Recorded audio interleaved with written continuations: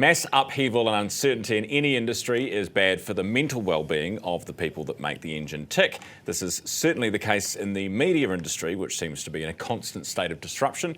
The 2025 Aotearoa Media Wellbeing Survey lands today. So what has it found? Frank Ritchie is the founder of Media Chaplaincy and joins us now. Frank, good morning. Good morning, Ryan. Good to see you.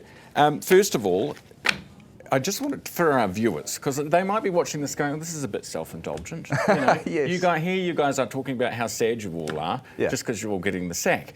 Why have you done this? What is your sort of area of specialty? Yeah, look, the public serves, the media serves a public good. So I think we should all be interested in the health of our media, because if you don't have healthy media, you don't have healthy news, you don't have healthy storytelling.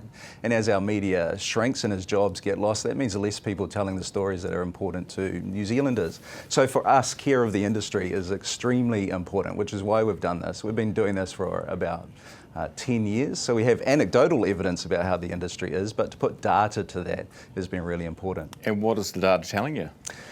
Nothing unexpected. We're all everyone's depressed? What? No, which is surprising.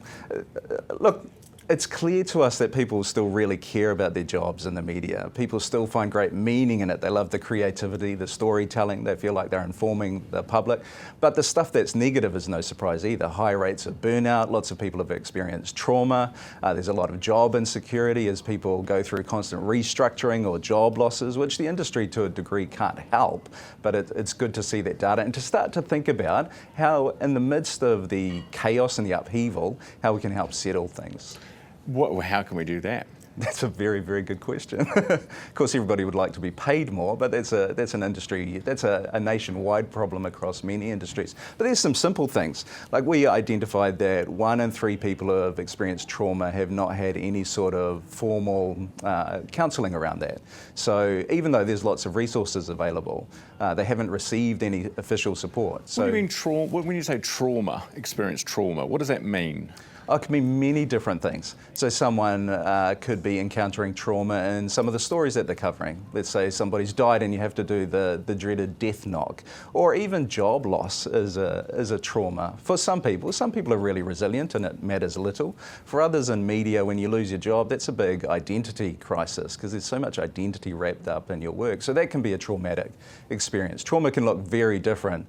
And some people will handle things well and other people not so much. But the fact that only 1 in 3 have received any sort of formal support through that is a concern. And that's not because the support isn't there. It could be because people don't know about it. So I think one really simple step that organisations can take is to make sure that their people know what support is available and really encourage it, whether that be something like EAP, the Employee Assistance Program, and the free counselling available there, or the work of chaplaincy. That's something that can be outsourced, doesn't cost anything, and is there and available. Or there's vodka.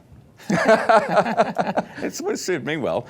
What about when you go, when you look at the media industry? Because I think a lot of people, I was talking to someone who's got nothing to do with media the other day, and I was like, where do you get your news? All those questions.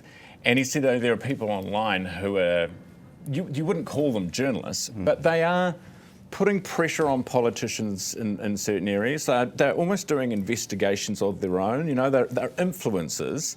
They're not trained journalists, but they're sort of doing the job that a journalist would do. So are we even needed anymore? In 20 years, will the job be needed? Yeah, I think so. I think there's a place for all of it. Like, I think there's a place for that kind of community journalism that goes on. But those people aren't accountable either. They're not accountable to anything. And I think it's worth people thinking that through. There are a lot of people who have negative perceptions of the media. There's all the discussions about trust that goes on. But our formal media organisations, our legacy media organisations, are accountable. There are bodies that they're accountable to. You can make a complaint and it goes somewhere. You might not be happy with that outcome, but there's still accountability. That doesn't exist in the wild west of the online community world. Again, that's not that there's not a place for that, but I think there will always be a place for the formal storytelling and investigation that goes on. Interesting.